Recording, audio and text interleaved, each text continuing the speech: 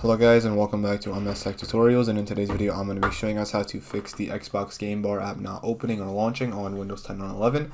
And let's get straight into the video. So the first thing that you guys can do is make your way over to the search bar and go ahead and just type in settings. From settings, what you can do is you can make your way over to system.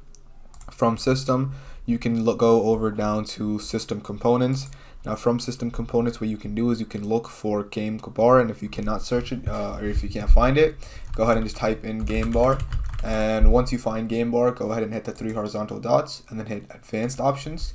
From the advanced options, what you want to do is you want to go ahead and click on first. You want to click on terminate, immediately terminate the system component.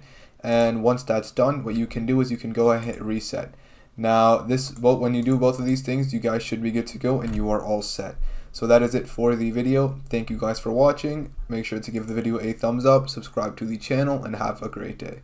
And remember, you can always try restarting your PC as well. And yeah, that is it. Thank you guys for watching.